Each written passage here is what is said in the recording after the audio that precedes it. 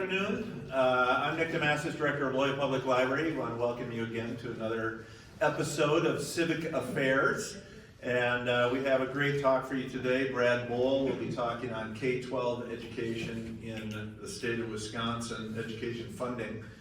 And I also want to mention two other upcoming events, or the next two in the series. We have some more in the spring schedule that are being finalized.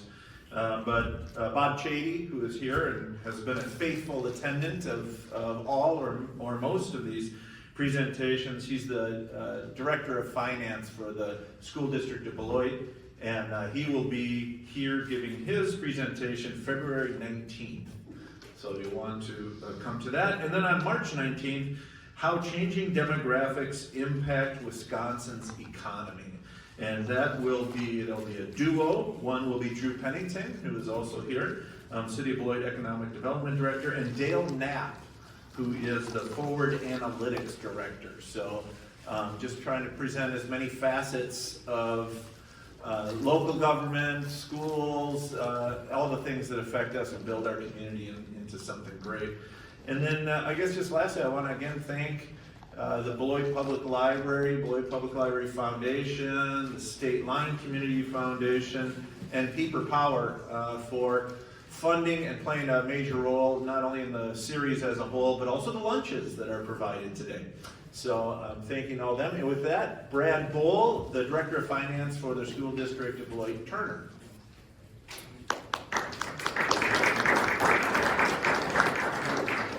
I promised I would say kind of chain to this as opposed to wandering around, which I want to do.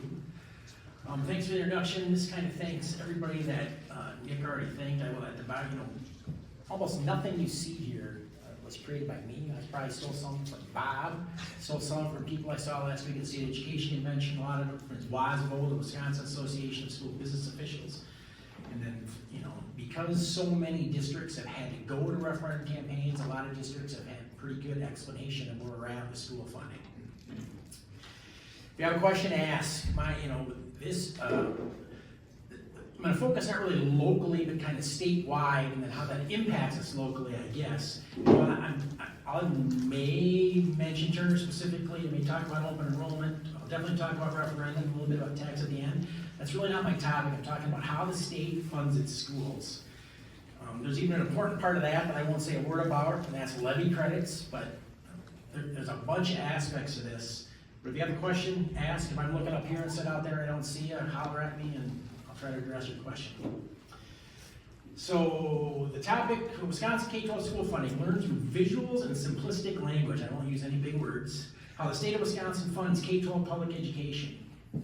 And then what I put at the bottom is, when I talked to somebody before we started, the problem right now is that education funding isn't just about good public policy, right? It's a political issue. And when you're talking about a referendum anywhere, yes or no, you get political views that cloud what the facts actually are. The information's out there. You got to know where to find it. Sources matter. Is the source you're looking at, is somebody trying to convince you to vote yes or no, or is somebody trying to inform you? So K-12 funding was, there's two separate questions, right? What's the system, the mechanic by which our state funds schools? How do schools get the money? How do they distribute the money? How do the state budget allocate money? That's one thing. How does it happen versus how much does the state invest in public schools? And that's kind of an important thing, right? Because how it funds it, cheaply, lavishly, versus physically, how does it get done? Look at that a little bit. We'll compare it to other states, and then compare it to what our state did 15 years ago, say. So here's one of the sources. This is the original Wisconsin Taxpayers Alliance, which has now become the Wisconsin Policy Forum, and Jason Stein spoke here. I can probably steal some slides in here from him.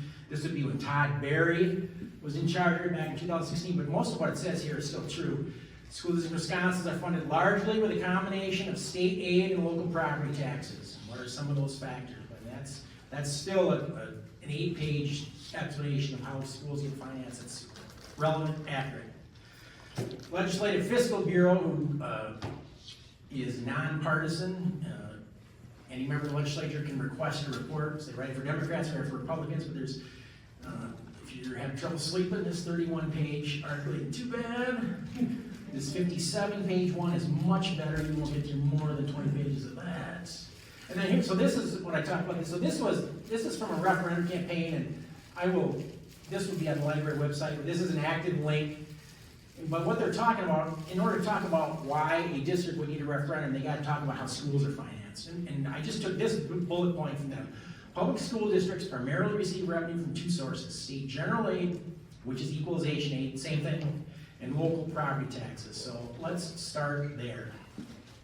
I'm not starting there, but that's a revenue limit worksheet for a single school district. So in this case, this is just Beloit Turner, but it doesn't matter. What we're talking about is per pupil increases over here, student enrollments are there, property values there, our tax levies there, and our levy rates there. We're not really talking about those details today. We're really going to talk about two things. So the vast majority of school funding comes from the revenue limit. So here's one way to depict that is this: the state aid is a green liquid in a pitcher, property taxes is blue liquid in a pitcher. What matters is the size of this vessel or cup. That's the revenue limit. I can put state aid in there and put property tax in there. Once it's full, I can't put any more in there. If I take out some state aid, I'm still going to fill it, but with property taxes. When this talks about revenue limits and referendum and up until 2009-10, the important thing is that the increases in that revenue limit were indexed to inflation, and they got rid of that. And what's hard for people to understand is that if there's 421 school districts in the state, they have 421 different revenue limits, or caps on their revenue. So this is a graphic put out by the Association for Equity and Funding, and they're talking about what the revenue limit per student is. So in the low revenue ceiling was raised. It was $11,000, and we got a $325 increase. So $11,325 is kind of the floor, although there are, for a couple of reasons, there's some districts under it. But you can see those are that color, $11,325 per student, and then these people are $14,001 or above. And you can see what that map looks like. It's way more, if equitable is the word to use. The disparity has shrunk because they increased that low revenue ceiling. So I'm going to argue that $11,325 doesn't matter. That's a total amount of dollars you get. So in year one, that matters. But next year, what matters is that how does it increase? If I got $11,325 per student last year, and I get $11,325 per student this year, I got no new dollars. My costs have probably increased. So $325 is over there. So I'm just using simple numbers. We have increases other than salaries, but I'm going to talk some about salaries and why, when the district can't have inflationary increase in a time when it's hard to find candidates, why that matters. But I just said that, so if I'm a 1,000 student district, at $325, my revenue limit would grow by $325,000. So from last year to this year, it would grow by that much. So if let's say I had 200 employees, potentially I could distribute that money to my 200 employees by giving each of them a raise of that much. Now that doesn't happen because some of them are salaried teachers, some of them are hourly custodians, but you understand, I'm just trying to simplify what we're talking about. In a larger district with that many students, the same increase is going to give you that much money. Larger, sometimes have more needs, so this would be 1,000 times 5, 200 times 5, but they might have more employees, so that might only mean they're getting an increase of that. I'm just trying to see why the increase matters, because those are the dollars you have to spend. It doesn't take into account if we want to adopt a new 4th grade reading curriculum. That money then comes out of what I can afford to pay as salary increases. I'll stop and take a breath. Any questions? I tend to go fast. If I don't see your hand, holler. So what's the revenue? The maximum amount of revenue a school district can receive from equalization aid and property taxes. We get money from other places. We get some federal money. So like for 4 hours yesterday, things got pretty exciting when we paused all these federal grants. I'm like, what does that mean? Nobody knows. People send out emails. They don't really know, but different time. The revenue limit itself, what it is for a particular district, and how it changes from year to year, in addition to what the state does, is based on what prior year expenditures, because in part you're reimbursed on what you spent last year. And that doesn't directly impact the revenue limit, but it does impact how much equalization aid you get, and equalization aid is one of the factors in the revenue limit. Prior year revenue, that's your base, Does it go up or down from there? Property wealth measured by equalized property value. So locally, whether you're Beloit or Beloit Turner, we're property poor related to the rest of the state and tend to be more highly aided. And then changes in resident enrollment. And it's resident enrollment, not total enrollment, and it's based on a 3-year average. So if we have 100 more or 100 less students this year, the impact to that is really only 33 students because of how the state does it. So what do we mean when we say the school district revenue is limited or capped? So now I'm talking about this thing that I put over here, which at one time I thought was really clever, but I take a lot of grief for talking about balls very often. I'm just telling you. So what that plastic tube is the revenue limit. You can only put, so it's the same as the green and the blue liquids from a pitcher into a cup. I can only fit that many balls in that tube. So the red balls are equalization aid from the state. The white balls are property tax levy from local property taxpayers. The size of that tube is how much revenue the state allows our school district to generate.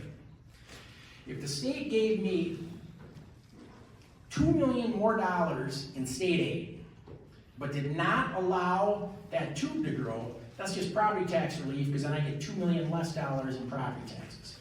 They have to increase the revenue limit, they have to make that tube bigger, and I have to have more money from either aid or property taxes the next year to have additional dollars to spend. And that's for us, we're about 2/3 aided at an average. That's a pretty good representative of how much we get from the state and how much we get from local property taxpayers. So this was originally James Carville was famous for saying it's the economy stupid in a presidential election. And when you're talking about school finance, you're talking about the revenue limit. I don't care what happens to equalization aid. If the state puts $4 billion in equalization aid and doesn't increase the revenue limit, I don't have any money to spend as a school district. As a property taxpayer, I'm probably happy because my property taxes are going down. But it's what happens to the revenue limit, not just aid. I said that if a red ball replaces a white ball, the number of balls is the same. Revenue is unchanged from the prior year. And we're going to talk some here about inflation, but I guarantee you costs aren't the same as they were the prior year. Employees don't expect to get paid next year what they got paid this year. That's not how it works in our world. So here's a history lesson. When it freezes, so I talk about freezes the revenue limit, allocates additional state dollars in equalization aid, the state legislature provides property tax relief. And we'll talk, in that sense, property taxpayers are probably happy that they got some property tax relief. But I'll tell you that I don't think across the state, the hundreds of school districts going to operational referendum, I'm not sure taxpayers are crazy about that. So when we talk about what's good for taxpayers in one area, what are the consequences in another area? So when they do property tax relief, we don't have any dollars to spend, and that's a problem. And I make this point, statewide property tax relief can have a significant negative impact on schools. We don't have any money to pay increased costs and local taxpayers. Not because my property taxes this year go up, because in the future I might pay for an operational referendum or allow my local schools to deteriorate. So so that tube used to grow. So revenue limits, Tommy Thompson, 93, 94 came into effect. That tube got bigger every year by whatever CPI was. CPI went up 3%, tube got 3% bigger. So you can see what these increases were, roughly $200 going up here. So this is prior to Scott Walker, these 2 years are Jim Doyle. The state was in some economic distress. So they said, we can't afford an inflationary increase, we're gonna do 200 and 200. Okay, this is Act 10, minus, we'll see later, about 538. And then here, these dark blue is what revenue limit increases are, and this light blue is something called per pupil aid. But the important thing I want to point is 1, 2, 3, 4, 5, 6 of those 8 years, the revenue limit increase was 0. And that's what started the exponential growth in operational referendum that has not stopped, is not going to stop until the state does something different with putting money into the school funding formula. So here's what this line really shows. If this had continued to grow every year in inflationary, it went like that, right? So what it's showing here is what happened. Here's back when it was correlated to CPI, they were the same. And now they've diverged. CPI went here, revenue limit increases went here, and now there's a gap of $3,380 per pupil. So this is kind of a spoiler, I'm gonna talk later about this $325 a year increase for 400 years. That sounds great, but take 3,380 divided by 325, and you see that's not actually a solution to closing that gap. The other thing that happened with whatever, and this is still a fact, whatever your district spent in 1992, 93 was kind of locked in relative to other districts. So if the school district of Beloit Turner spent less than the school district of Jefferson in 92, 93, that discrepancy still exists unless one of us in the meantime has passed a referendum for a reason. But whatever inequities existed in 92, 93 were kind of baked into the formula by the way the law worked. So as revenues lag CPI, what it costs you, that's the gap. What did the shortfall in revenue result in? What did schools have to do to make those dollars up? Or was it even possible to do so? And then, ultimately, this is the historic increase in the number of districts going to referendum fund operations is 100% tied to what we're talking about today. You can take this look and focus on my local district, and they're having a referendum, and I want my taxes to go up. And if my local district was smarter and Brad knew how he was doing the budget, they wouldn't need more money. It's not the case. Everybody across states going to operation.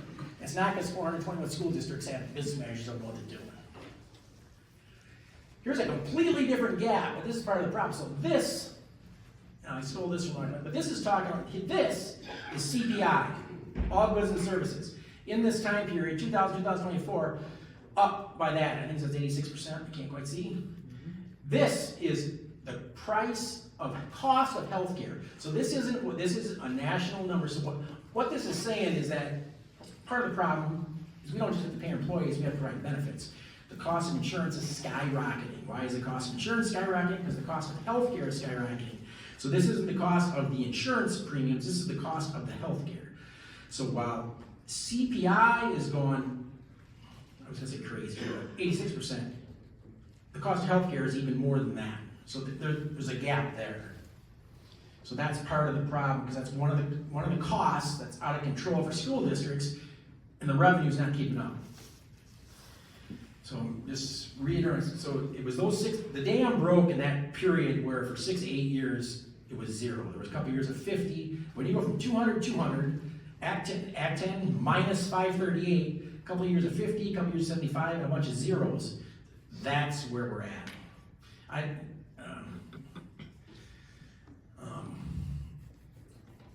I don't participate in much social media because I think the guy sitting back there would fire me if I made many comments about some things I read. But I'm just telling you, there's no amount of budget cuts, deferred maintenance, difficult decisions, fiscal responsibility, living within their means, responsible spending, saving, or wise investing that closes that gap.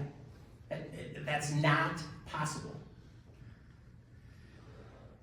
But with this happening, so here's the deal. I shouldn't be saying that way. No. Graciously, the state legislature provided us in this budget 23, 25, with a 325 per pupil increase in each year of the biennium. After doing 0 in 6 to 8 years, so 325, we'll take it, okay? And then the governor played with the numbers and just was awful that he extended that for 400 years. Let's not talk about what Scott Walker did with the energy exemption for thousands of years, but because that was a different party and different people looking at it, we talk about that differently. So here's the deal. If you're, and forget schools, you operate a business and your revenues have lagged inflation for 16 years, but now the gap between the growth in your revenue and the growth in your inflation costs that has become that 3380, how much is 325 a year help? I don't be too much math, no, that's about 10%. But this would be whipping the dead horse or whatever, but based on what inflation is likely, so in 11 years we'll catch up, and then we'll be behind whatever inflation is for the next 11 years. So here, I'm just going through it. Year 1's 325, next year we get issues 325, so it's, you you can do the math too. But in year 11, we finally closed the gap. There's probably some more inflationary growth in that period. Why do I suspect that? Because that's what the inflationary growth has been. And this is based on a specific number that we get starting July 1 of each year for CPIU. And that's the number we use for bargaining with our represented labor groups. And so for 25-20, we know that for starting July 1, 2025, the 25-26 year, that percent is 2.95. And because of Act 10, that's the maximum that we can bargain over a base wage increase with our employees. Bob will confirm this, but when you're, especially when we had, I promise you, when inflation was 8%, we couldn't afford 8%. When it was 4.12%, we couldn't afford 4.12%. I promise you that our employees expect to get 2.95%. So that's the maximum. In many respects, that's the minimum. And it's what we feel we have to somehow find a way to get to them because we shortchanged them here. And we couldn't get them increases that much, but their cost of living went up by that much. So here's just another look at CPIU, which is used for collective bargaining, and how what those percents have been versus the revenue limit increases as a percent. And it, forces hard choices. How are you making those ends meet? So why does it matter if we can't meet inflationary increases? What costs? So here's the deal. So school district A can't afford compensation increases equal to CPIU, but school district B can. And we can imagine if both school districts have a special education teacher opening, where's the candidate going to go? But that's not really the only problem. The other problem is when school district B has an opening, the teacher from school district A is probably going to go there because they can get more money. So this is school district A and school district B. So, I mean, you can understand, and right now, you talk about a national teacher shortage, a state teacher shortage, competition for employees. How do we attract and retain employees? That's all we're talking about. Dr. McCarthy will tell you that, we used to have say a second grade opening, we might have 300 candidates. Now we have one and we might have 20. And that's where we're at. So what's happened so this is just Wisconsin, this isn't national, this is WASL put this out. But relative to inflation, that's what has happened to teacher compensation. The median salary since Act 10. So why are there not many candidates? People aren't looking at this deal and say, this should be a pretty cool profession and I can make 20% less than what they made in 2010. It doesn't fire a lot of people up to get into education programs. And it's a direct result of public policy at the state legislature and how they decide to fund schools. So spending on salaries for school district employees between 11 and 18. So after Act 10, school district employees in Wisconsin were seeing reductions in their benefits, in addition to what was going on in salaries. In that time, 11 to 18, salaries, so teacher salaries across the country increased by 13.1. In Wisconsin, they increased by 7.2.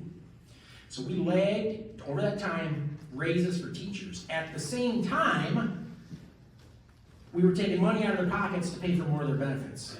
Higher employee contributions for health care, half of their contribution for retirement.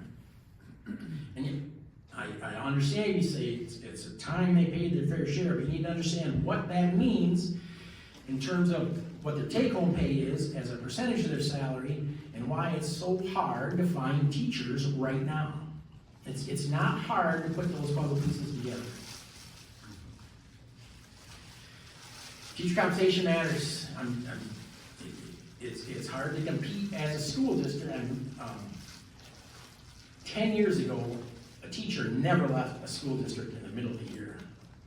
Probably 5 years ago, I think we had 3 leave in the middle of the same year. We just had a teacher leave and hired a teacher from somebody else this year. I mean, it's a thing that people break contracts all the time now. And some, in the minority of cases, there might be a personal reason involved, but teachers are chasing dollars and they're going to districts that can pay more. Just like the private sector. So, this is, everybody has these same revenue limit pressures. Why can some school districts afford higher compensation than others? Because some districts are able to pass operational referenda and some aren't, and the system certainly creates winners and losers. So this is a little bit old data, but here's who some of the winners are. Where are they at? Dane County. Big districts. Here's the amount of money they got. Here were the percentage of their yes votes. I don't think it's controversial to say that those are communities that support public education, and the results show it. They understood what the issue was. They didn't think the consistent underfunding of their schools was appropriate. And here's the other problem that happens in Dane County. If you're Verona and you've got a school site looking for a job, they're looking at Waukee, Sun Prairie, Oregon, Mills, and Cross Plains. So you kind of got to keep pace in order to keep your school district fully staffed. It's no different here. Bob and I are looking at neighboring districts. What do they pay? Where are we at with high school social studies teachers? Where are we at with speech and language teachers? Which, if anybody has a speech and language certification, looking for a job, please see me afterward. Or me. Yeah, or Bob. I should say that. And this school districts need, so that's the rest. In order to get more revenue than that, primarily in the form of property taxes, we have to go to election and have the voters approve us to get a bigger tube. That's the deal. So there's capital needs, and then there's operational needs, and then there's two kinds of operational referendum that doesn't really matter, but recurring and non-recurring. So recurring lasts forever. Pros and cons of both. If this spring I passed, my school district needed $2 million this spring to balance the budget. So I got a recurring referendum forever, get $2 million additional dollars every year forever. Well, it doesn't take a rocket science here. Eventually, $2 million is not enough, so you're still going to ask for more later. But, and this is the part of you sort of non-recurring, and they're not the only one. So I get a 3-year referendum to balance my budget. Then I do another 3-year referendum to balance my budget. And I do another 3-year referendum to balance my budget. 9 years into it, I go to referendum to renew that again, and the voters vote no. So now all that money over those 9-year period becomes a fiscal cliff, and I got to cut a bunch of money. And that's happened to people somewhat because of referendum fatigue and trying to sell. So should you go to recurring or non-recurring is a tough thing. Some people have passed both. And this is an old number. It's higher than that now. It's 3 kinds, so operating non-recurring, operating recurring, and issue. So we're really, today, in terms of how Wisconsin, we're talking about these, operating referendum. You've always had to issue debt if you wanted to build a school. That hasn't changed. What has changed is that because revenues have not kept up with costs, what some districts have done to address that is defer maintenance. And then eventually you get to where you got $8 million worth of maintenance stuff you need to do. So rather than doing that in a capital referendum, and that's capital stuff sort of for 20-year bonds, you put that in an operational referendum to exceed and knock all that stuff off in a fairly short period of time. So most of you have probably seen something like this. This is the amount of operational referendum. This isn't all referendum, this isn't capital, this is just operational. And then it's operating at pass, the approval rates is this line, but it's no mystery why this happens. And in terms of the every other year thing, it's because of when elections are, and when elections happen, and when people elect to go to a referendum campaign. And it's, we've never went to an operating referendum, we went to capital referendum. I think as some of you are aware, we did one, I think it failed by 2 votes, and we did a recount and failed by 3. And then that was in April, came back in November, passed over. I mean, and Bob can tell you, Beloit's went through a couple, it's not a great process, and you got no chance to pass it if people don't understand the things we're talking about today. If any, I'm gonna stop there.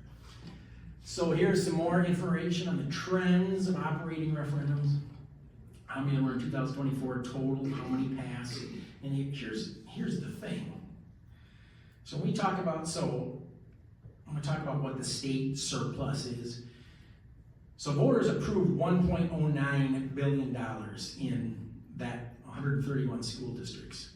So you can if the state had taken $1 billion and spread it over 421 school districts for like 3 consecutive years, way fewer of these people would be going to Operation Referendum, but they have no choice. Do I want to have class sizes of 40, or what am I going to do? We're back to this is somebody else's opinion, but 325 is not a game changer. Even in the current year, if we had just not closing the gap, just for the next 2 years, for 2023, 24, and 2020, based on CPI, if we had got inflationary increases in those years, it wouldn't have been 325 a year, it would have been 390 and 404. So what I'm saying is, 325 a year, that gap continues to grow, because 324 is not what CPI is. In those 2 years, it was that. And then this is what base wage increases were. I would say this, that's what they could have been, that's the highest they could have been, unless you were a district that went to Operation or Referendum and said, what we're gonna do with these proceeds is pay our teachers. Those are the only people that got to those percentages. So I think the real issue is how they fund their schools. It's how much they're willing to invest in their schools. That's the problem for the state legislature. Wisconsin distributes money to public school districts as general aid equalization. That's the mechanism in the state budget by which the legislature can transfer general purpose revenue to public school districts. Then they can also control how much public school districts can levy from their local taxpayers by adjusting the size of that too. So we can talk about the system and whether it works effectively. We might even say, is the system equitable? Is it equitable that if you live in DeForest, Sun Prairie, Wanakee, Verona, whoever else on the list, that your students are better resources, better supported, and that they live in places, Parkview and Beloit, that have failed multiple consecutive referenda? Is that an equitable system? And should it be? We can argue about that. I would say it's not. We can argue about whether it should be. The most important factor is the size of the state's annual investment in public education, and that not really the size of it this year, but how big is it compared to last year? And how much does the revenue limit increase in a given year? So here it is. I've used these before, and these numbers aren't really updated because they come from the census, so it'll be like 2032 before we have another number to this to, but in 2002, Wisconsin ranked 11 in the country, spending 11% above the national average. In 2022, 20 years later, Wisconsin ranked 25, so it fell 14 places and spent 72% below the national average. So there's the story right there. Why? That summarizes the decrease in investment in public education by the state legislature. Inflation adjusted per pupil spending, and you can, in a couple of these years, 08, 09, that's when they had trouble, that's when they decoupled the revenue limit increases from inflation, that's why they made them 200, 200. So I can buy that for the first couple of years of that. I ain't buying it for the whole 10 years.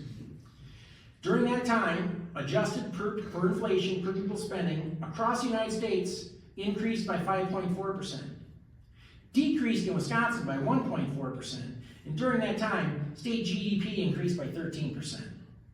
So let's pay attention to that. So this 1.4%, which is round to 1 here, decreased by 1%, GDP increased by 13%. This is spending on, and this reiterates something we talked about, the spending on school district salaries, and this is strictly Act 10, strictly Wisconsin, but after Act 10, they saw reductions in their benefits, receive salary increases at Lake National average. That's the same thing. Across the United States by that, Wisconsin by that, as we said, that take the benefits away from there. So here's the other bad or important thing about that, how the gap grew. From 2004 to 11, we're getting healthy increases. Then Act 10, we get in a single year that drop. We don't get back, we don't recover that drop until 22, 23. So it took 10 years to recover per year. So like $500 a year to the negative, And then $50 a year to the plus for 10 years to get to a total increase of $554. And people wonder why everybody needs to go to operational referendum. Not hard to figure out. It is not hard to figure out. General purpose revenue, GPR. It's the biggest fund that lawmakers in our state have when they put together a Wisconsin budget. When they fund their priorities, this is the source of the money. GPR comes from sources such as state income tax and the state sales tax. So here's the deal. In 2003, 43.1% of GPR funded K-12 public schools in our state. 2024, that fell to 32.2%. So education has fallen as a state budget priority. The one about being 11 in the country, fallen, so back, some people question, somewhat sarcastically, so what's the goal here? We want to be 30th in the country, 40th in the country? How low are we hoping to get this number before we think that's enough and we should go in the other direction? It's a little quiet in here. Brought the mood down a little bit. Not that I'm not an entirely optimistic person in other aspects of my life, but Well, question for you. Mm-hmm. The real problem isn't the funding per se, it's the not being able to increase that too is where the problem comes. The funding would, whether the funding is federal, state or local, it's still the size of the tube is the important thing. And that is what has to increase.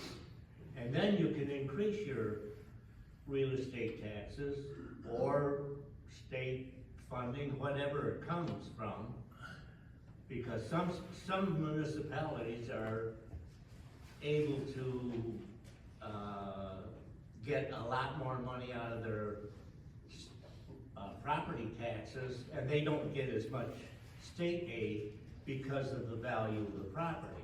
So it's not where the money comes from that's the biggest problem, it's the size of the tube is where the problem is. I think I can agree with some of that, but as the tube gets bigger, where the money comes from matters. And I can't, Well, you're gonna make me talk about, somebody said I wasn't gonna talk about that's levy credits, because there's enough, I don't wanna get into this because it's just too confusing, but there's another way the state provides property tax relief, and that's through these levy credits. And it's, well, you'll see with the appropriation, they're now putting more money into levy credits than they are into school aid. That's definitely doesn't help Beloit, because where do the levy credits don't come to school districts, they go to municipalities. What municipalities they go to, the higher the property value and the more property taxes that municipality pays, the more levy credits they get. So in the equalization aid formula, those high property value people are either getting taxes from their property owners, but when you get your tax bill and you have that levy credit on your bill in Lake Geneva and Whitefish Bay, those levy credits are a lot bigger than they are here. And I'll let Eric advise. I don't want to talk too much more about that because nobody really cares, but but the two matters. Here's what I'll tell you. In going into the current budget, the state surplus was $7 billion. I think I'm going to show you something here that says $4 billion. That tube, not a school district, but as a state, that tube could get $1 billion bigger. It could all be equalization aid, and nobody's taxes would go up, and schools would have $1 billion more to spend. That's a public policy thing. That's a political will thing, and part of it is a choice of, we really want to give money to public schools because we got all these vouchers we want to fund too, so we can't forget about that. But here's the deal, and this would be better stated as a public education has fallen as a state budget priority. I'm going to show you some number. Private education, that's skyrocketing up. Public education is going down. So, and back to how versus how much. So how well, or how does Wisconsin runs public school? Not very well in 2024, when they were only spending a third of GPR compared to 21 years earlier when they were spending over 43%. I don't know how you can expect to decrease your investment in anything by that much and not suffer some consequences in the quality of the product you're investing in. I don't know how that works. So that's, I'm going to leave kind of revenue limits. Any questions before I go from there? And that's what here. So the revenue, so that's the total amount. So now I'm back to that tube is not the state. It's just my district. The total number of balls is how much money I get. So the question becomes, what am I forced to use some of that money on? So we're going to talk about special education funding, and we're going to talk about vouchers. There's my topic that everybody loves to talk about, because there's no controversy involved at all. So now, special education aid reimbursement rate over time. So,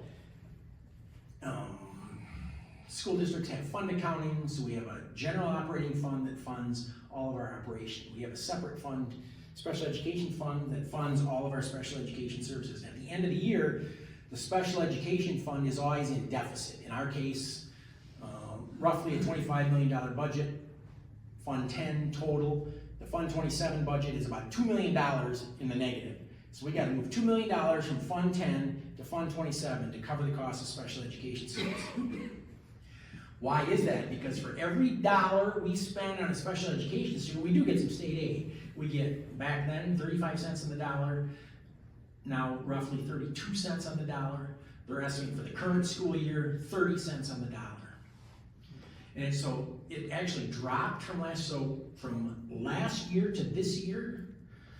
Our special education costs increased by somewhere between $60,000 and $80,000. We'll get less aid as a result of that, even though our costs are up. So it's statewide. We'll see what some of those are about. This is a senator, but state sanction inequity, special education funding gap, feeling rise in district operating referenda across Wisconsin. So you'll see all kinds of state proposals from different groups and different numbers, but everybody's going to be talking about increasing the special education reimbursement rate. The reason for that is this: whether you're Bob in Beloit or me in Beloit Turner, if the special education reimbursement rate goes from what it is now, let's say to even 45%, there's now a pot of money that we get that pays for special ed costs. We no longer have to transfer those dollars from Fund 10, and we can use those for whatever we want. If we need to pay teachers, we can do that. If we need to fix a roof, we can do that. But we have the flexibilities. We want spendable dollars and flexibility. If they increase their special ed reimbursement rate, that would help everybody, whatever their other specific interests are. I would just add to that, and this is a challenge for Beloit specifically, when you are losing a high percentage of your students, you're typically not losing your special education students, who are your higher cost students, because they're not being accepted in either other districts via open enrollment or via vouchers. So they're not able to service those students. So if you look at like the Wisconsin Policy Forum piece that's on the library website, you can do a comparison to see what their percentage, Beloit's percentage of special education students is compared to what it was 5 or 6 years ago. When you've seen a decline in enrollment, you actually see an increase in percentage of special education students. That's a huge extra cost that Beloit has to fund with less funding. That's a huge challenge.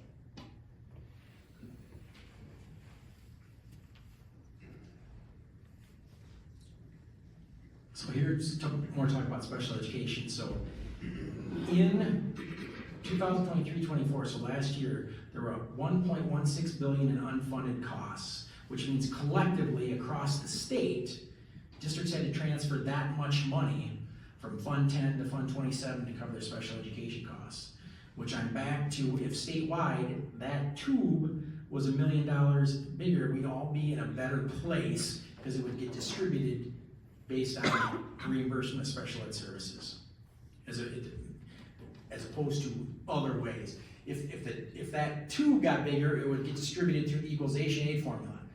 If they just put $1 billion more into the allocation for special ed funding, it would get distributed based on what schools spend.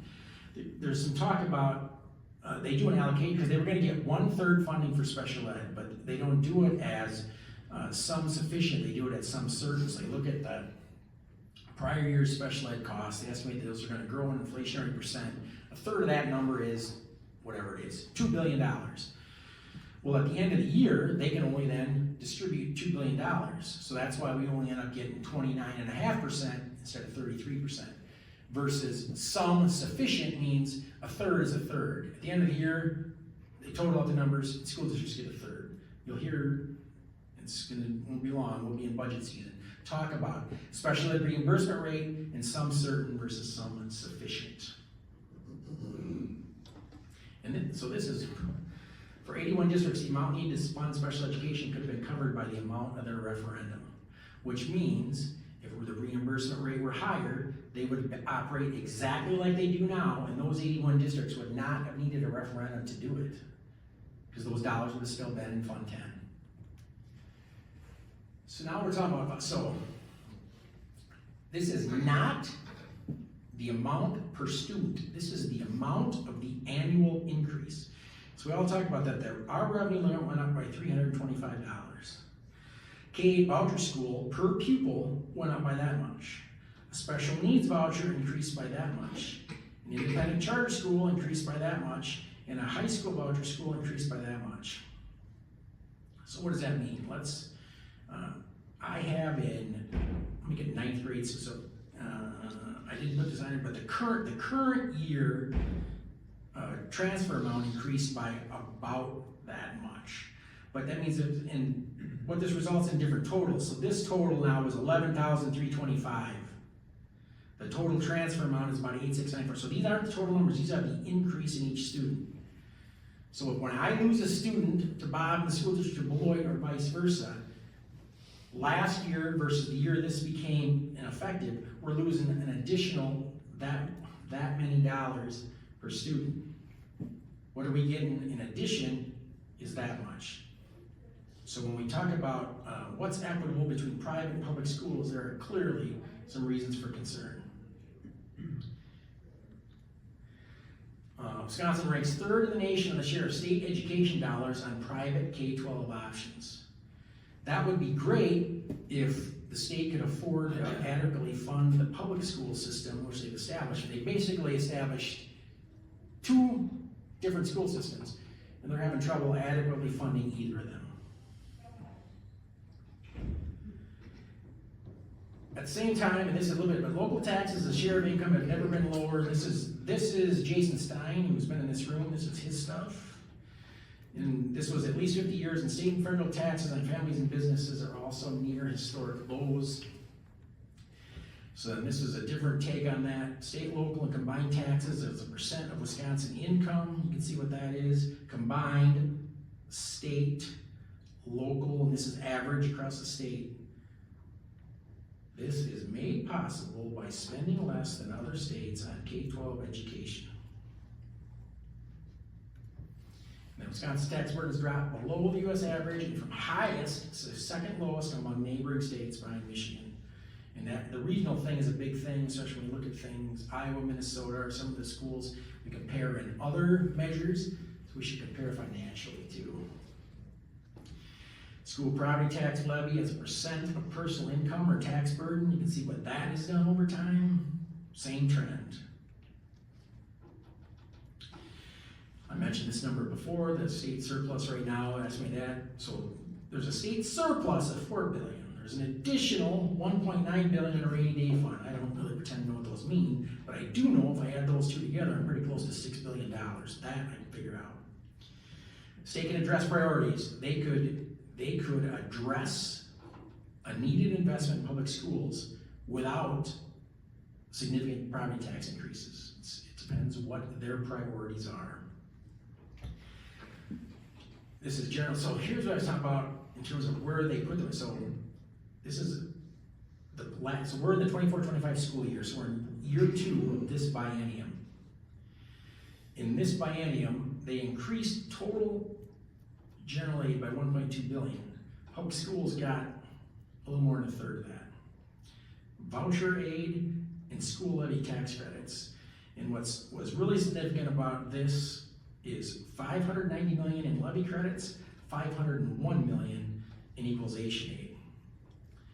That directly impacts districts like Beloit and Beloit Turner, who are relative to the rest of the state land value, property value poor. We would, both of those provide everybody in this room with property tax relief. You get way more property tax relief if they pour the money here, way less property tax relief if they pour the money there. I'm glad no one else can explain that further, because then we get way past 115. Yep. You talked about the voucher increases for those different categories. You didn't say what the amount is for those different categories. Yep. I don't show this here. What matters every year in terms of new revenue is where are you at compared to the prior year? Because we know what the costs are increasing. The question is how are the revenues increasing? Brad, could I ask make a comment? I think that to some extent, the tax credit that gives more to Middleton and Whitefish Bay is part of just keeping peace between those legislators and ours, because we get so much state aid. Yeah, I can't speak to that. I would say that I don't characterize most of what I hear going on in the state capitol as peaceful, but whatever. But yeah, I mean, there's clearly a trade-off, which in the state graph that had all the revenue of the 11 through 25 going up, the AEF, Association for Equity and Funding, they do a calculation every year and say if all those dollars went away, all those dollars went there, 74% of the districts would be better. Taxpayers, 74% of the districts would be better off. Taxpayers, so there's winners and losers either way, certainly. What is confounding to me is I don't know why levy credits are considered based on statute, state support for education, because nothing about the levy credit allows Bob or I to spend an additional dollar on anything. That would be mine. I'll get this. I've always put this on here, and this is even older than the 2016 one, but this is from definitely Todd Berry Taxpayers Alliance about, in our district, we rarely care about what the tax levy rate is. We want to know what the tax levy is. I think it was 9 years in a row our tax levy was $4,830,541. We didn't change the levy, whether some of that was referendum dollars, some of that was $10. The total levy stayed at that much. And to me, it mattered. Whether it was justifiably mattered, but it mattered to some taxpayers what happened to the levy rate. That's simply that's what property values are. I got no control over that. Too much focus on levy rate. Levy rate's a function of property values. High property values can confuse taxpayers. Spending can increase significantly with no change in levy rate. So, school districts 100% try to do this. My levy rate last year was $10.26. My levy rate this year is $10.26. I haven't increased taxes at all. That's completely inaccurate and not true. What did your levy do? Because if your property values increased by 40% and you kept the levy rate the same, you're raking in lots more revenue. It's harder and harder to get anybody in the media to understand what that means. And it's because there's been so much inflation, there's been so many municipal revaluations. Anybody that's going to a referendum that's occurring, it's like the average property value in the city went up by 40%. My taxes went up by 40%. There's no way I can afford it. I mean, that's just not how it works, and you got to explain that to people. Here are the actual levy rates. I make this point, so this is current year 24-25. So Beloit, and so see Beloit's at the bottom here when I came. So I'm gonna make this. I told Bob I didn't know how long this whole thing was gonna last. But the very end, in some cases throughout the general topic may be supportive of his efforts, but definitely in the last slide. But I want to make this point about levy rates because people don't get it. I read some interesting comments about at 192 well, Beloit doesn't have the lowest levy rate in the state, and they use this as a reason why. So I need you to pay attention to this column. So these are K-12 school districts. Really, PK-12, but whatever. How deep you UHS is a union high school. K-8 is a K-8 elementary school, I don't know what but a school district, a K-8 school district. So here's the deal, if you live in the Stone Bank School District, I have no idea what the high school, but let's say the Stone Bank School District could be in the Union Grove High School District. Arrowhead. I don't have Arrowhead on here, so that doesn't help. Third away from the bottom. Oh, Just below the light. yeah. So, okay, so here's it, so if I go to Stone Bank from kindergarten to 8th grade, and I go to Arrowhead when I go to high school, both those show up on my tax bill. So I don't just, they don't tell your students not above 8th grade yet, you only pay $302. You pay $302 to the Stone Bank School District, you pay $185 to the Arrowhead School District. In Beloit, you pay $192. There's nobody that says K-12 here more than Beloit. So if somebody tells you that Beloit does not have the lowest levy rate in the state for a K-12 school district, they don't really understand what they're talking about.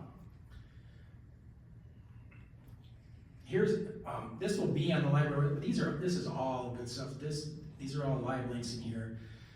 Green Bay, DPI, PBS things. Some of these are videos that are pretty good. And then those things at the beginning from the Legislative Fiscal Bureau, while long and tedious, if you're interested, that's where the real information is. Questions?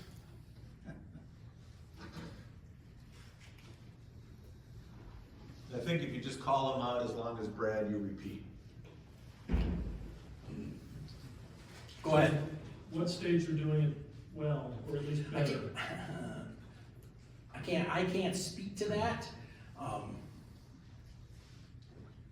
It's interesting, it's radically different into how states, in some states, you have to have what would be a referendum election every year to pass your total budget. I mean, I can't speak to how that, I would not be qualified to go work for a school district in Rockton, because I don't know how Illinois funds their schools. So we can find, mostly what state organizations share with us is how we compare dollars wise in terms of, but whatever those systems are, it's still a matter of however the state gets the money to schools, or maybe the state's out of it and it's all local property taxpayers, it still comes down to what's that per pupil investment on average. I mean, one of the things that what we're looking for is a continued increase to the overall low revenue limit, because districts like Turner are number 378 out of 421 in the state. Beloit's around 360 something in the state. So we don't have the ability, unless we pass an operational referendum, to get more dollars. And that's why when you translate that over to why you see some districts with higher levy rates, or mill rates rather, it's typically because whatever their 92, 93 overall levy was, that's one factor, but then it's whether they have operational referendum or capital debt. That's what increases it. Otherwise, everybody would have $4, $5, $6 levy rate. That'd be mill rate. That'd be pretty common.